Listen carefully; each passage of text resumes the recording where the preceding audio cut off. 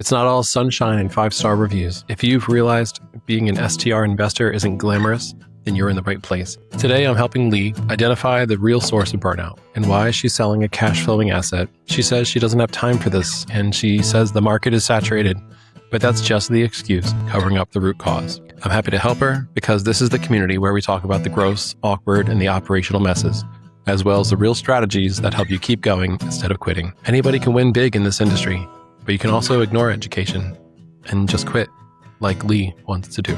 My name's Jeremiah. I'm an investor with over a decade of experience, and I'm a property manager with over 140 units under management. I talk about what rental investing looks like from the inside.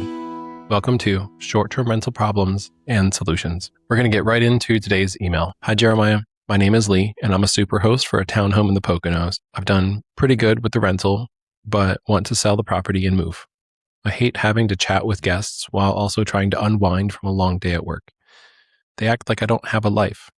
My strategies for success also take a lot of time, and increasingly, it's just not worth it. I've seen a few listings pop up near me and pricing that I can't really beat, so my occupancy rate, which was at 95%, is slipping. I considered a property manager, but giving away 25% of my rent puts me in the negative. I feel burned out, so I called the guy I used to buy the place, and we both think it's a good time to sell. My husband told me to email you for an alternate perspective, though. Also, maybe some of your listeners would be interested in buying the townhome.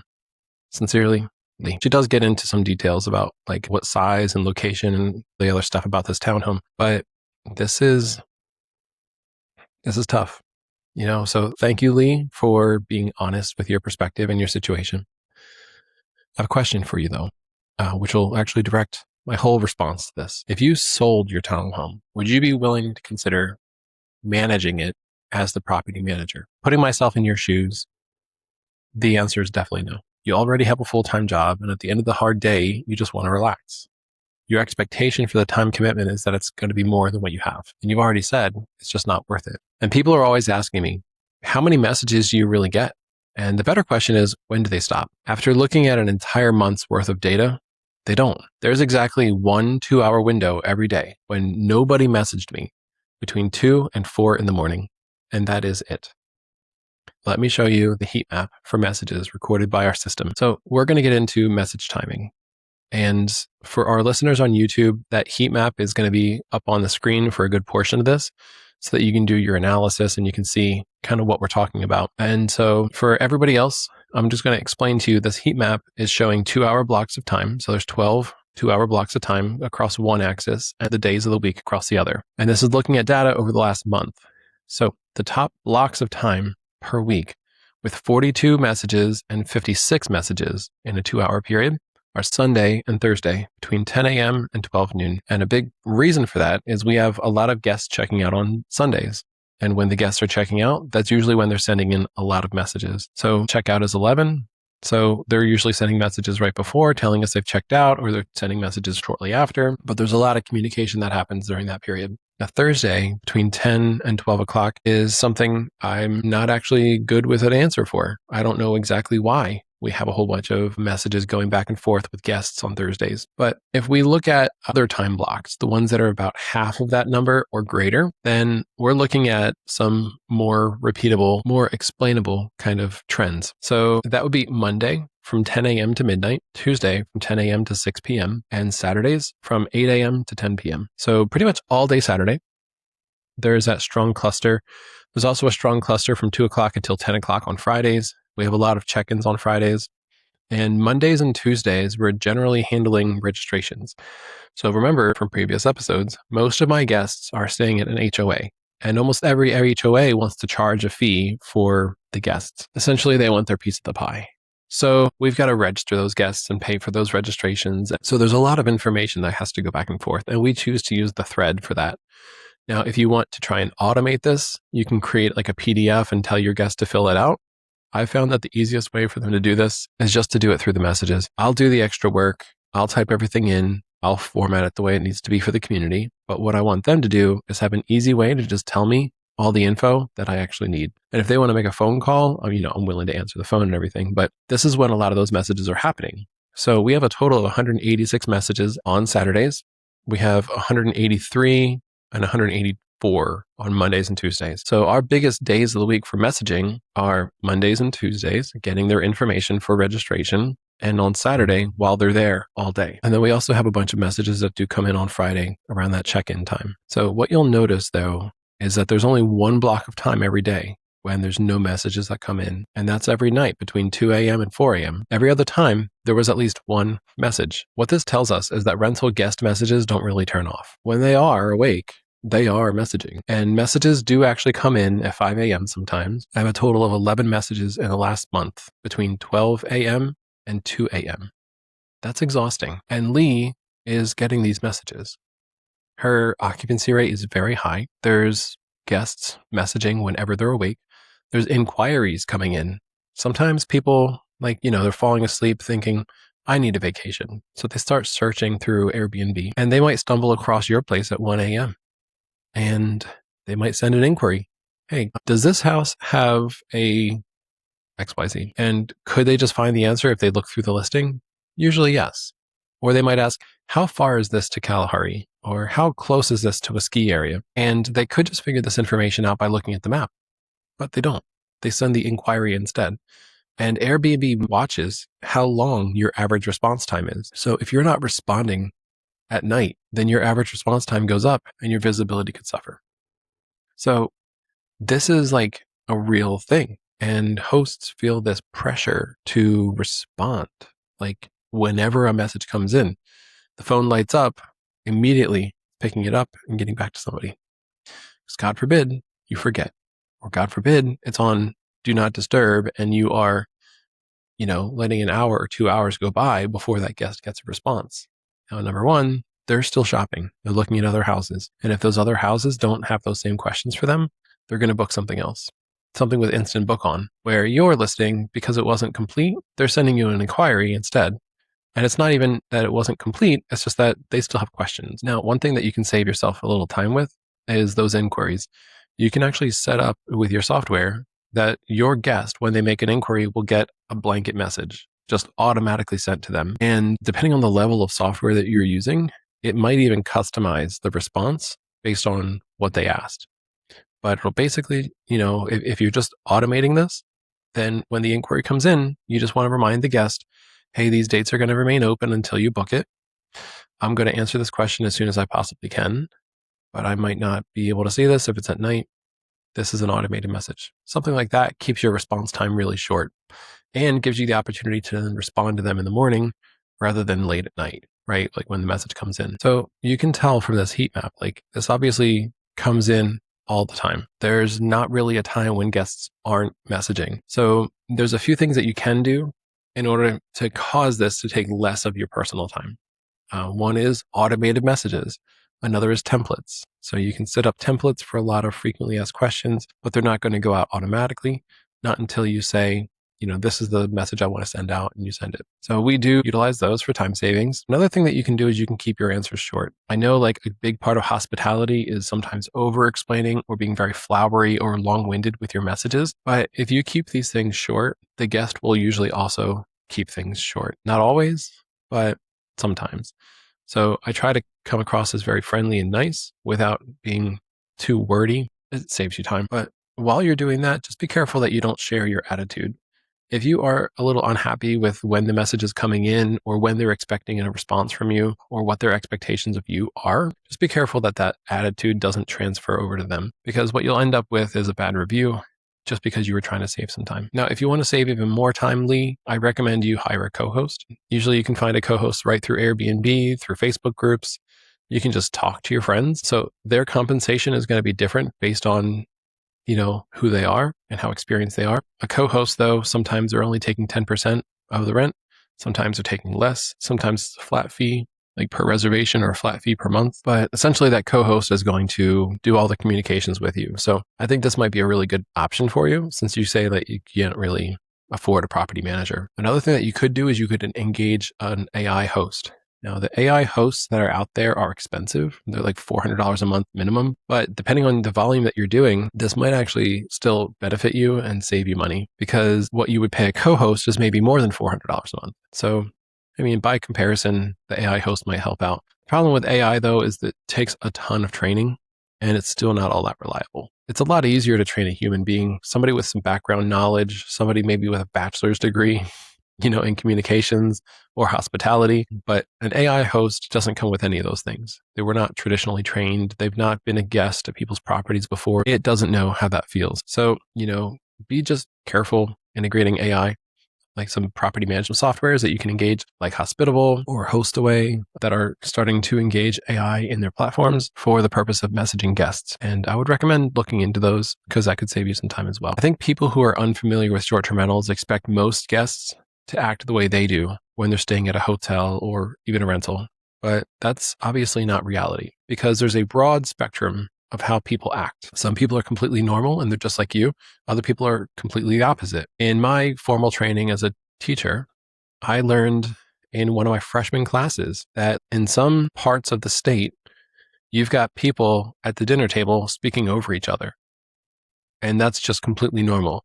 The person who gets attention, the person who gets a reaction is the person who's the loudest or the most entertaining. And then there's other places in the state where those dinner tables, there's only one person speaking at a time.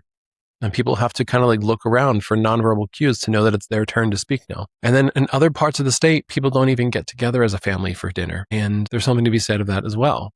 But there's a broad spectrum of what is normal, what is acceptable, and what will get you attention, what will get you favor or respect. And that is true with your guests as well. The thing that's weird is that people buy short-term rentals expecting other guests to act the way they do. And I get it. It's a culture shock when you get invited to dinner with one of those families where everybody's talking at once and you feel like you can't get a word in because nobody stops. There's not a moment when it goes quiet and nobody's talking.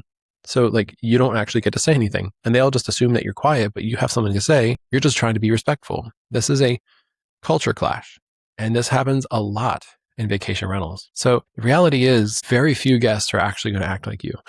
Some of them are. They're going to be very respectful. They're going to keep their messages short. They're not going to take up your time a whole lot. But others are going to be extremely chatty, your best friend. They're inviting you over for drinks.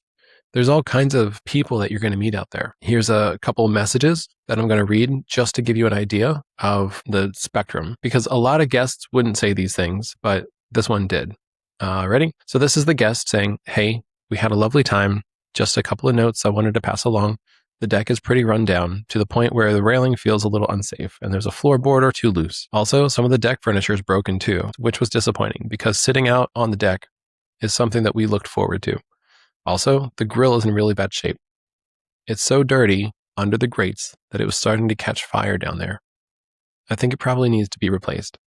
And having tongs or some other grill-specific utensils would be nice. The hot tub also was a little cloudy, but I'll be honest, it didn't stop us. Overall, though, it was a great stay, and you were incredibly helpful. I'll be leaving a nice review shortly." Now, if this is a 4-star review, I'm going to be pissed. I absolutely hate 4 stars. So I responded back in the same minute that this message came across. I said, "Hey, I'm really glad you mentioned it.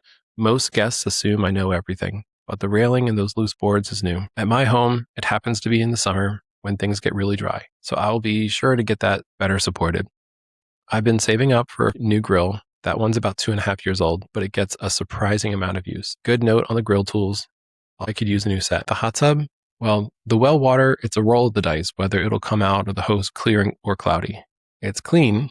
The bromine and chemical balancing the cleaners used ensures that, but it's not always predictable if it's going to be a little cloudy or crystal clear. I'm also considering a more expensive filtration system for the well, but I don't know yet. Why did I respond to the guest that way? I want them to know that them leaving a review is not warning anybody, because every issue that they identified is something I'm going to be taking care of. Second, I want them to know that I also have a budget, that I'm saving up to replace the grill. I'm saving up for this stuff and I want to improve it. And I thank them for making me aware of it. The thing about the railing and the deck boards, I actually went over there yesterday and it's not that bad. They're making it out like it's a terrible thing. It's not dangerous, not rickety. It's completely safe. It's just, I need to put some through bolts in there and we don't have those right now. So through bolts will definitely make that more secure. Going to get that taken care of. But telling the guests that I'm going to be taking care of this as soon as possible means that their review doesn't have to mention it. Because it doesn't have to mention it, there's no point in leaving a review saying this deck railing is bad and the furniture is rickety. Also, I only identified 2 chairs that were like not in great shape on that deck. So I'm going to be getting rid of those and adding a couple more chairs. So also the thing about the hot tub, it didn't seem like it was a big deal for them. They just felt like, it would have been nice if it was crystal clear. Well, the water's not always crystal clear, and it's not unsafe. It's still completely clean. So I'm addressing these issues for them and sympathizing with them and doing this so quickly that they don't have time to leave that nice review yet until they've seen these messages. But still, it takes time to compose something like this. This takes a little thought. It takes a little time, and you want to write it correctly. You want to write it right. And it's not just something you do while you're driving, or you might be risking a 4-star review. I've actually pulled over in situations like this, but nobody warns you about the weird part of this business. Guest messaging is on several spectrums. We've been invited to parties, told to F off and mind our own business, or like incredibly chatty guests with like 1-word text messages where like 15 messages come in a row with 1 word per message. I see a ton of broken English messages where guests just make no sense.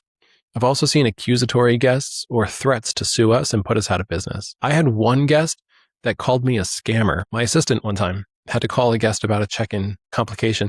He complimented her on her voice. After checkout, he asked us to go to the house to get a few gallons of fruit juice to store until he passes through this way again, because apparently he had left those behind. When we walked inside, there was a webcam live streaming the entrance of the house. We threw away his juice and we threw away his webcam. He still has her number. She'll still get a random text from him once in a while.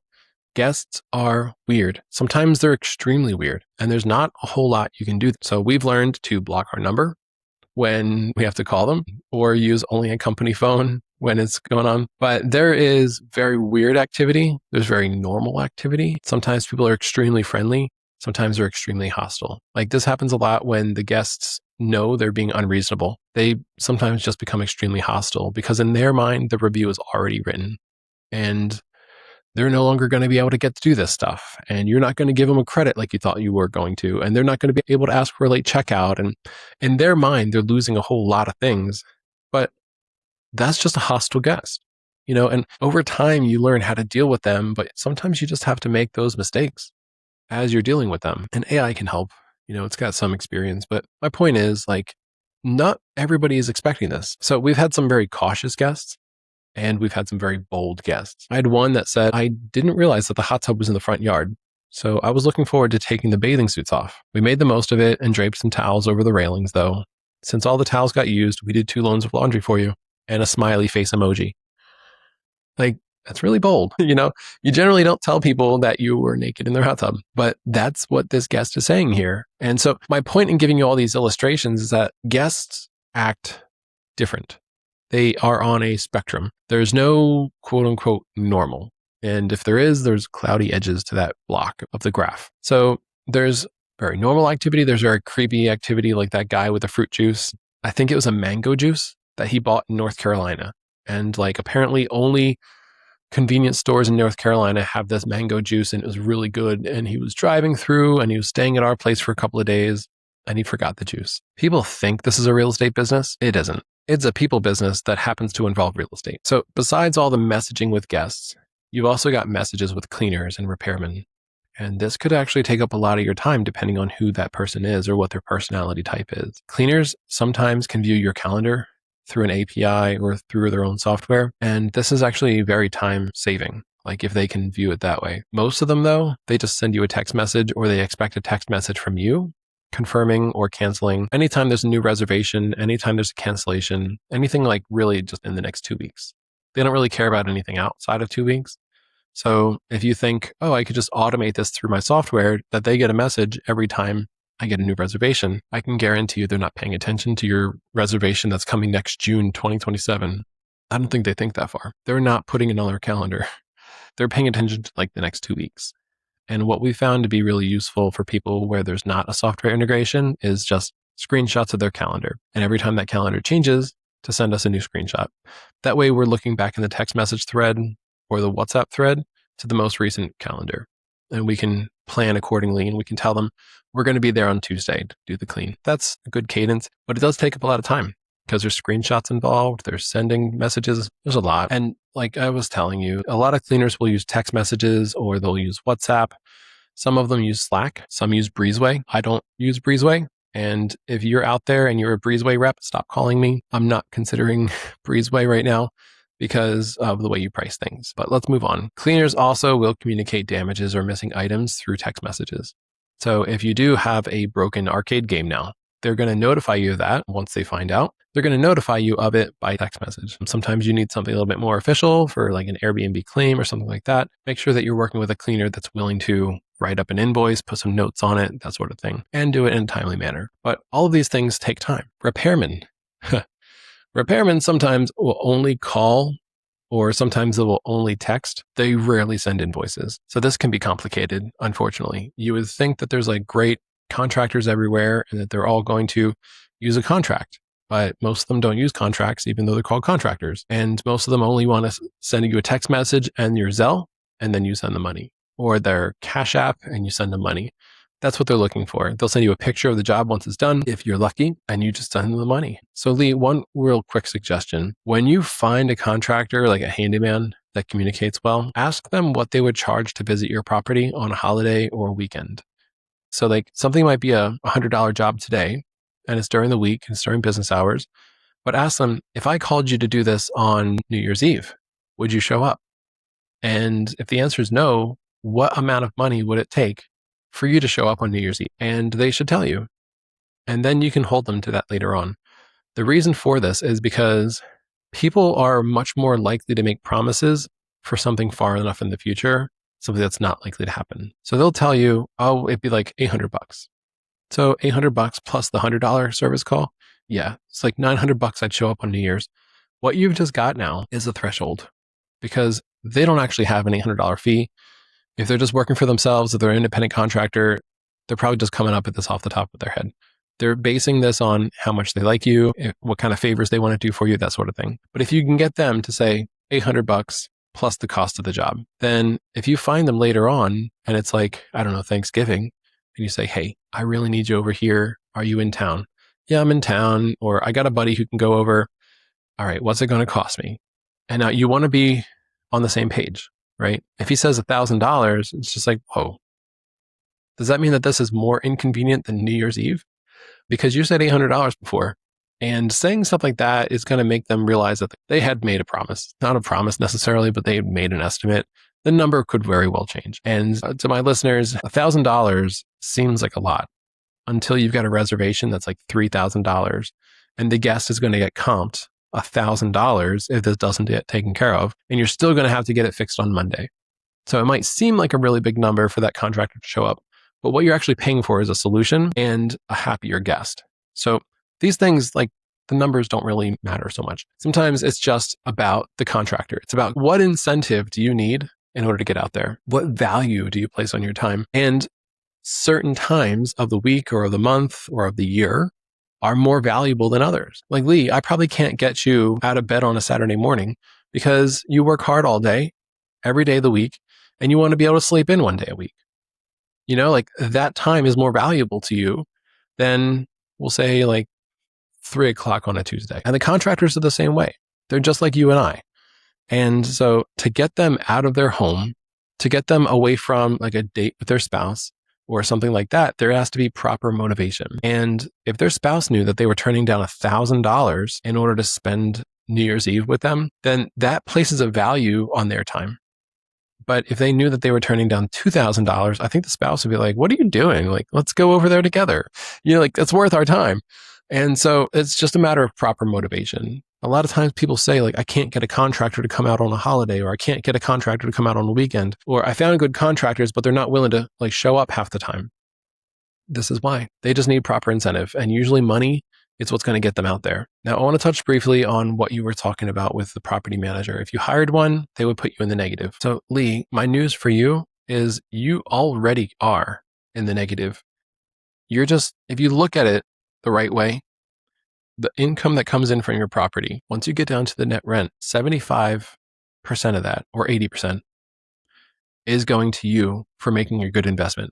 And that's getting used to cover your expenses, your repairs, the cost of shoveling the snow, whatever. That's your property costs, and that's your rent for making a good investment. So what you look at is 75% of this over the year is passive income. This is what would go to me as the investor. Now, I've elected to be the property manager in this situation because I'm replaceable. Other property managers can do the same job I'm doing. So, Lee, what you're actually paying yourself is 25% or 20, depending on what your property manager is going to charge.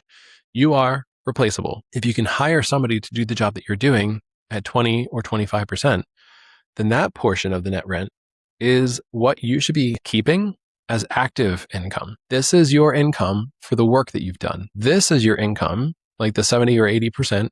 That's your income for the property. And that's for making a good investment. So if your deal doesn't have the ability to take 20% off the net, then your 80% is not actually enough to cover the property. In which case, this isn't that great of an investment. You can get all those numbers higher. You can get some of your expenses lower. You can look at this deal that way. But if you're looking at it like, well, if I hire a property manager, I can't afford to pay them 20%. Well, what that means is that you're a property manager for your own property and you're only paying yourself maybe 10 or 15%. See, the replaceability is important to know. And let's think back to that co-host option for a second, right? If the co-host is only charging you 10% of the rent, then that's all you're making for messaging the guest. And the biggest headache that you're encountering that you're talking about in your email is that the guests aren't respecting your time. They're not respecting any boundaries. They're being too chatty. It's taking too much of your time to message the guests. Well, if you had a co-host for 10%, they would be handling all of that, which means that by taking on this job, that's something you choose to do, and the compensation for it is 10%. So no, it's not worth it. Some people sign up for stuff like this, and they want to be a co-host. You don't have the time for that. So you should just find somebody who can take care of it. Find somebody that you know, like, and trust. There's lots of co-hosts out there who will be looking for another property to co-host.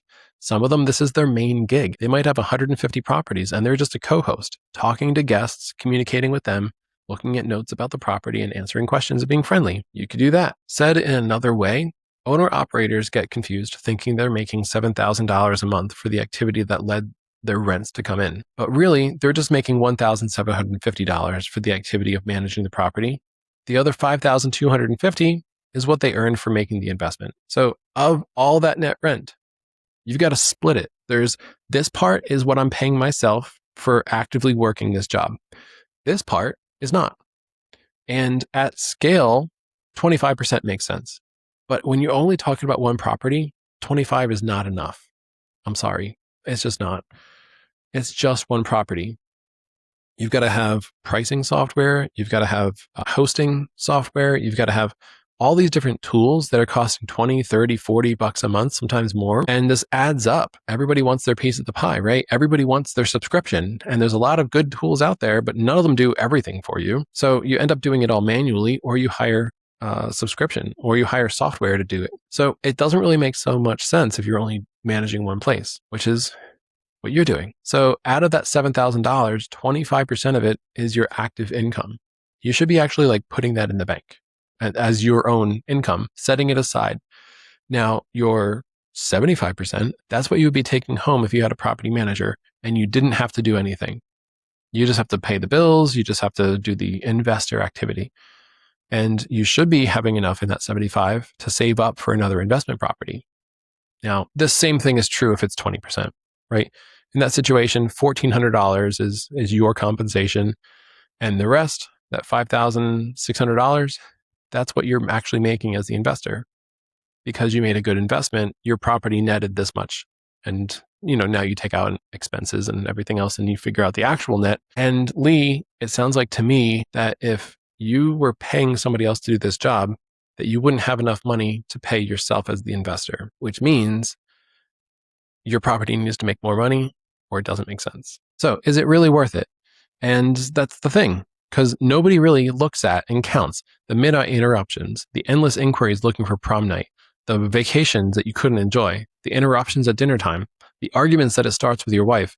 And to make matters worse, your wife and your kids are assuming that you're putting them through this because of money. And it's not that you're putting your rental property or your money in front of your family and your kids. You're just trying to balance everything. And this is an immediate need, but at the most inconvenient times. And you made a good investment, but you're trying to manage it yourself. See, your wife didn't marry a property manager.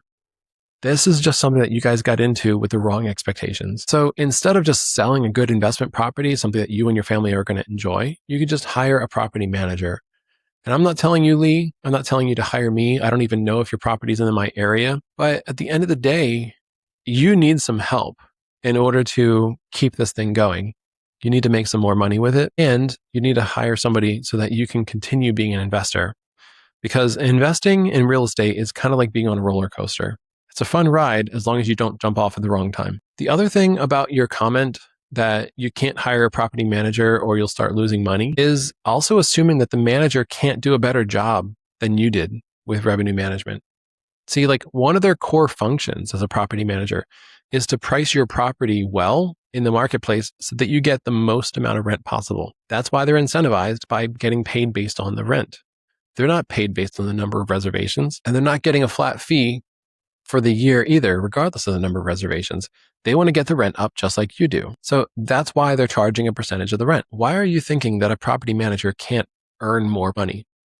If your property is making $70,000 now and a property manager starts optimizing the rental revenues and getting that up to $80,000, well, there's the extra margin, right? Now they're taking 20% of the rent, but you've got $10,000 extra coming in. So that helps cover their expense.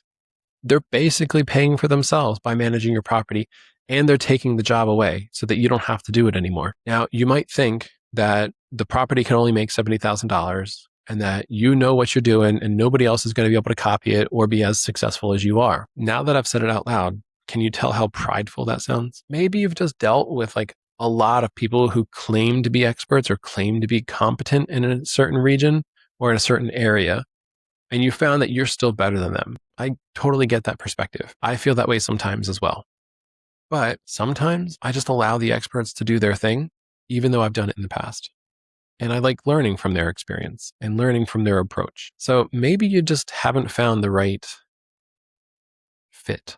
Maybe you just haven't found a property manager yet that you do feel confident in that can get that revenue higher. And it's more than just revenue management. It's also direct booking sites. It's multi-platforms. So you're listed on VRBO as well as Airbnb or booking.com in addition to the other three. And a good property manager will actually be advertising to your guests to come back in the future, where you can actually charge a higher nightly rate because they're coming back direct and there's fewer bills. So there's smaller margins between what the guest is paying and what you're making. So you end up making more money, even though the guest is saving money. Airbnb is taking 15.5% from you right now. If you're on the 3%, 12% split, then they're taking 12% from your guest. They're taking 3% from you. Starting in September, all direct hosts are going to be 15.5%. So everybody across the platform is going to be paying their commission out of what they were charging. So you're going to have to account for that. You've already got 15% between what the guest is paying and what you're paying. So if you do a direct booking, which your property manager can do, then that percentage goes from 15 down to 0. So the guest is saving maybe 5%. Because there's no booking fees. And the host, that's you, is making an extra 10%. So wouldn't it be worth like paying the property manager a portion because now you're able to save your guests money and still make more? And then like on top of that, if you've got a good property manager, they're going to bring you more reservations just by better advertising the property, better photographs, better marketing. They've got like emails going out every month to their guests that they've hosted before and encouraging them to book your place or book another one of their houses.